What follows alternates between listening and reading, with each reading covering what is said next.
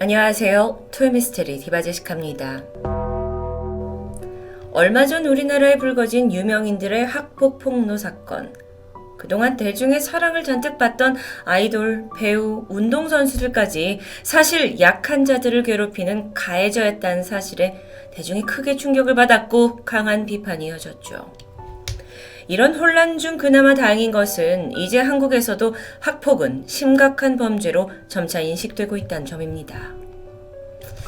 그런데 이 학폭 또는 교내 괴롭힘이란 말이 이제는 널리 통용되고 있지만 과거 제가 학생이던 90년대에만 해도 이지메라는 단어가 널리 퍼져 있었습니다.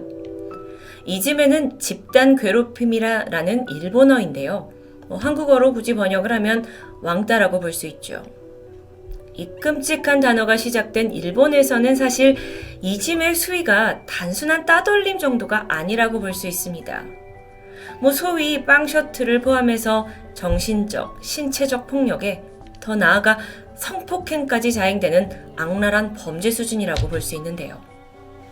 실제로 일본은 이 학폭 문제가 사회적으로 아주 뿌리 깊게 박혀 있다 보니까 혹여 연예인들이 학창시절에 내가 일진이었다, 내가 누군가를 괴롭힌 적이 있다라고 말해도 그저 방송 소재, 어떨 땐 나아가서 영웅담처럼 치부된 적도 있습니다. 그 정도로 일본은 이짐에 대한 인식이 굉장히 둔감하다고 볼 수 있겠죠. 그런 일본에서 지난 2010년 다소 이해하기 힘든 소식이 전해졌습니다.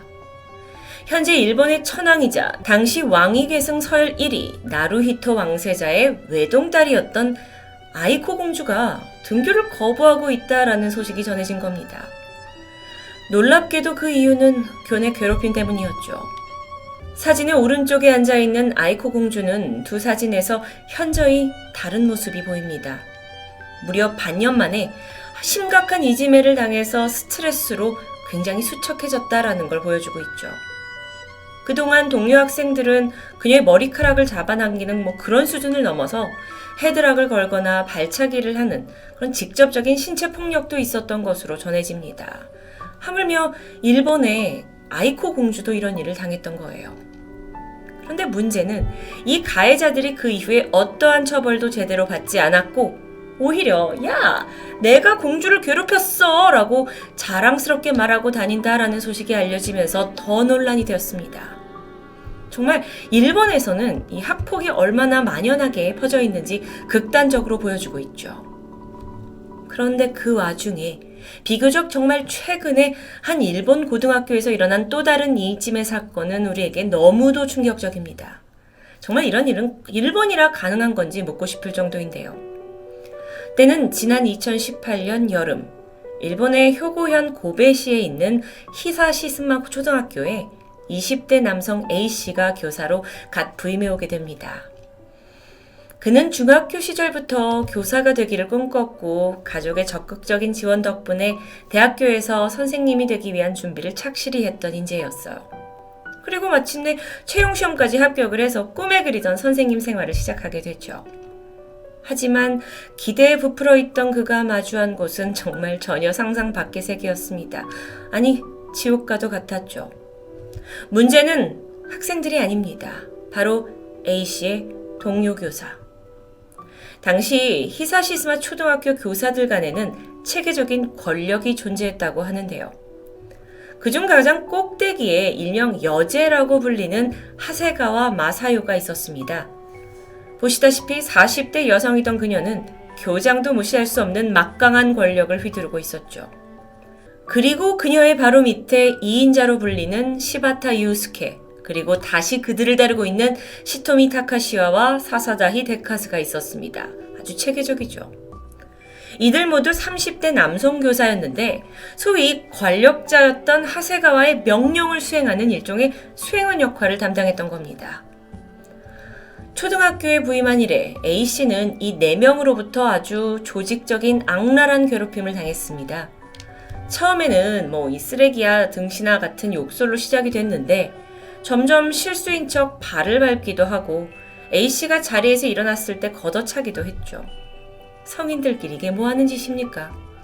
게다가 A씨가 뭔가 마음에 들지 않는 행동을 하거나 혹은 그냥 심심하다는 이유로 강하게 헤드록을 걸어서 A씨가 호흡곤란 상태가 되기도 했어요.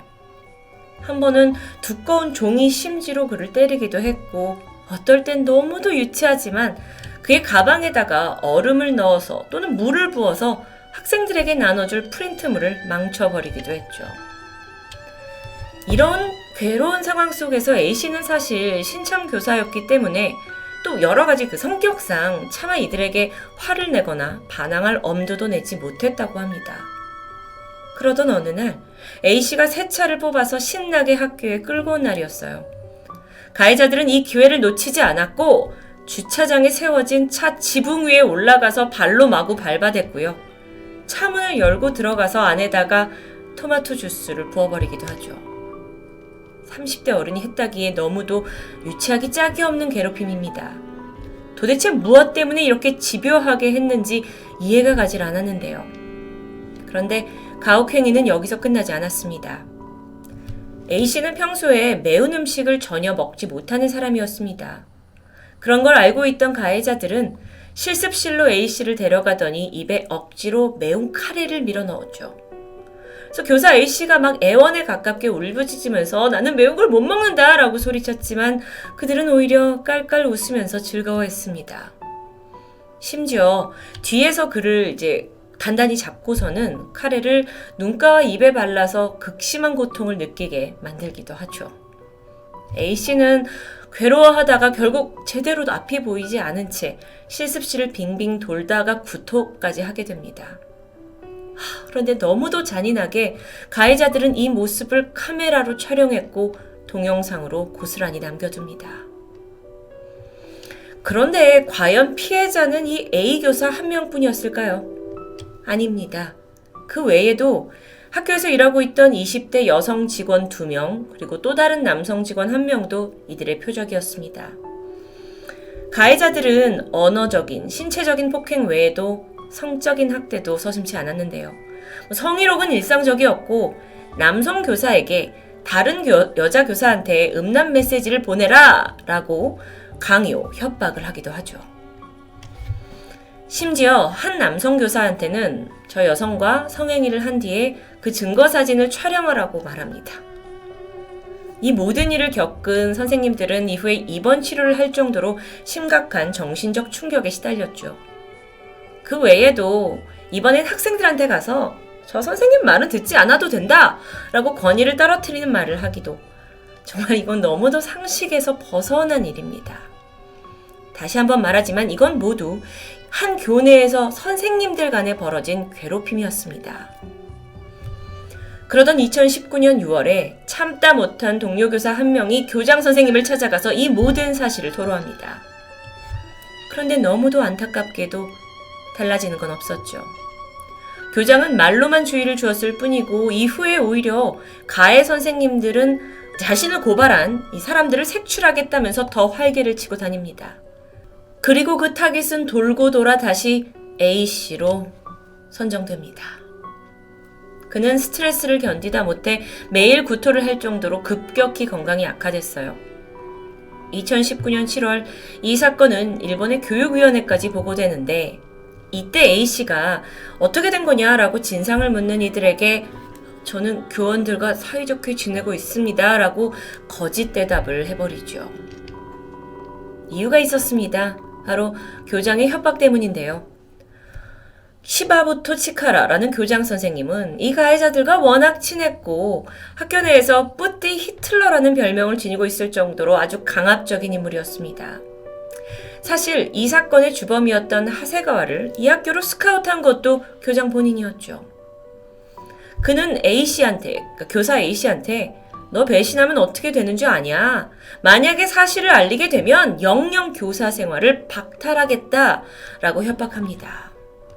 그렇게 이러지도 저러지도 못하고 시간을 보내던 A씨는 드디어 같은 해 10월 경찰에 모든 것을 알리기로 결심합니다. 그리고 그 용기 덕분에 교사 이지메 사건이 일본 열도에 퍼지게 되죠. 이 사진은 실제 가해자들의 모습입니다. 언론을 통해 이들의 얼굴이 모두 공개되었는데 정말 외모만 봤을 때는 어떤 학교에서든 볼 수 있는 아주 평범한 교사들이었죠. 그러다 보니 네티즌들 사이에서 아니 도대체 어쩌다가 이들이 이렇게 조직적으로 성인 이지매를 자행했는지 그 원인에 대한 추측을 내놓기 시작합니다. 워낙 교장이 권위적이어서 또는 학생들한테 인기 많은 젊은 교사들을 질투해서 그러다 경찰 조사를 통해 밝혀진 진짜 이유는 너무도 황당했습니다. 바로 우리가 장애인 흉내를 냈는데 그걸 보고 웃지 않아서 이 모든 게 시작됐다고 얘기하죠. 사소한 것에서 시작된 장난이 한 사람을 짓밟는 참극으로 이어진 겁니다. 이후 주동자인 하세가와는 학교에서 퇴직을 당하게 되었는데 그리고 나서 사과문을 내게 되죠. 저는 그저 피해자를 귀여워했을 뿐인데 이렇게 돼서 너무 힘들다. 내가 학생들 앞에 설 수 없게 돼서 너무 슬프다라고 말합니다. 마치 자신이 피해자인 것 같은 발언인데요. 뿐만 아니라 다른 가해자들 역시 하나같이 피해자가 싫어하는 줄 몰랐고 재밌으면 그만 아니냐 라고 진술합니다. 이후에 이제 조사가 이어지면서 주동자였던 하세가와는 교사들뿐만 아니라 학생들에게도 굉장히 폭력적으로 멱살을 잡고 의자를 빼서 일부러 넘어지게 하는 일들을 했다라는 폭로가 이어졌지만 이 부분은 증거 불충분으로 처벌받지 못합니다. 그리고 계속해서 밝혀진 또 다른 사실은 가해 교사들 중에는 학생 주임도 있었고 또 이 학생들 간의 문제를 해결하는 생활지도 교사까지 포함되어 있다라는 부분이었죠. 아이들한테 학생들에게 이지매는 해선 안 되는 거다라고 가르치는 사람의 이중적인 모습이었습니다. 이후에 어떻게 되었을까요? 학교 내부만의 일이 아닙니다. 학교에 재학 중이던 초등학생들과 학부모들에게 알려졌고 아이들은 충격을 받아서 등교를 거부하기도 하고 또는 남아있던 영상, 그러니까 선생님이 매운 카레를 막 억지로 먹으면서 고통스러워하는 영상으로 사람들이 너무도 고통스러워하는 일들이 계속해서 벌어집니다.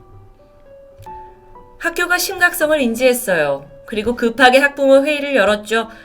그런데 학교가 제시한 대응조차 너무도 황당합니다. 이제 학교 급식에서 카레를 빼겠다. 그리고 매운 카레의 동영상이 촬영된 그 실습실을 새롭게 리모델링 하겠다라는 조치입니다. 학부모들조차 너무 황당해서 웃음조차 나오지 않는다는 반응이었죠. 그런데 또 다른 분통 터진 일이 있습니다. 바로 가해자들이 받은 처벌 수위.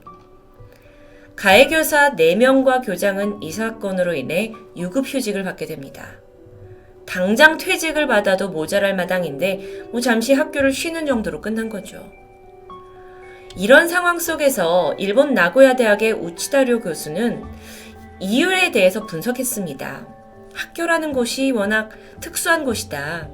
외부의 개입 없이 자립적으로 이제 커야 한다는 신념이 강한 곳이다 보니까 어떤 문제가 생겨도 법에 따라 처벌하는 게 아니라 학교라는 폐쇄된 공간 안에서 자체적으로 해결하는 게 일본 내에서는 당연시 되어 있다. 그러다 보니 학생들 또는 교사들 간의 폭력이나 왕따 문제가 생겨나도 이걸 내부적으로 처리할 마땅한 규정은 현재 존재하지 않는다. 황당합니다. 그런데 사실 과거 우리나라에도 집단 따돌림은 피해자의 사회성이 좀 부족한 거 아니냐라는 걸로 정당화되는 일들이 있었죠. 또한 어른들은 그냥 애들은 다 원래 싸움에서 크는 거야 라면서 안일하게 문제를 방관했습니다. 그저 친구들끼리의 좀 심한 장난이라고만 여겼던 학폭. 하지만 오늘 사건을 통해 그 폐쇄적인 학교라는 공간에서 학생 외에 어른들도 가해자와 피해자가 되고 있는 현실. 모두가 공감하듯 학폭의 질긴 끈은 이제 끊어져야 합니다. 토요미스테리 디바제시카였습니다.